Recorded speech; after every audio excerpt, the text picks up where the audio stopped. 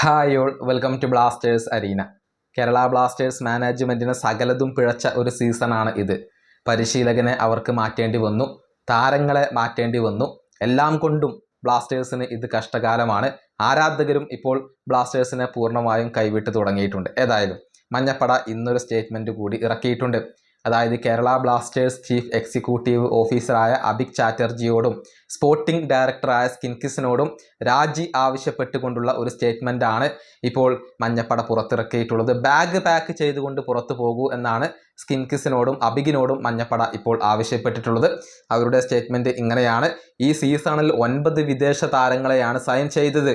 നിങ്ങൾ പറഞ്ഞത് വലിയ അൺസർട്ടനിറ്റി ഉണ്ട് എന്നാണ്, ബജറ്റ് വളരെയധികം കുറവാണ് എന്നാണ്. എന്നിട്ടാണ് ഇങ്ങനെയൊക്കെ സംഭവിച്ചത്.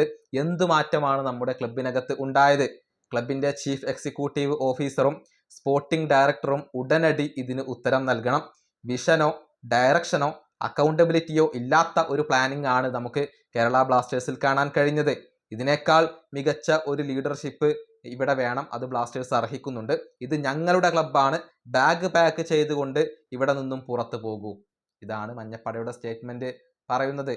മഞ്ഞപ്പട മാത്രമല്ല, ബ്ലാസ്റ്റേഴ്സ് ആർമിയും അതുപോലെ തന്നെ മറ്റു ആരാധക കൂട്ടായ്മകളുമൊക്കെ തങ്ങളുടെ പ്രതിഷേധം ശക്തമാക്കിയിട്ടുണ്ട്. നിലവിൽ കേരള ബ്ലാസ്റ്റേഴ്സ് മാനേജ്മെൻറ്റിന് ഒരു വോയിസ് പോലും ഇല്ല എന്നുള്ളതാണ് വസ്തുത.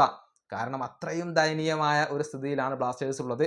ഏത് നിമിഷവും റെലഗേറ്റ് ചെയ്യപ്പെട്ടേക്കാം എന്ന സ്ഥിതിയിലാണ് ഇപ്പോൾ ബ്ലാസ്റ്റേഴ്സ് ഉള്ളത്. അതുകൊണ്ട് തന്നെ ആരാധകർ തങ്ങളുടെ പ്രതിഷേധം ഇപ്പോൾ ശക്തമാക്കിയിട്ടുണ്ട്. ഈ വീഡിയോ അവസാനിപ്പിക്കുന്നു. അടുത്ത ടീം വീണ്ടും കാണാം.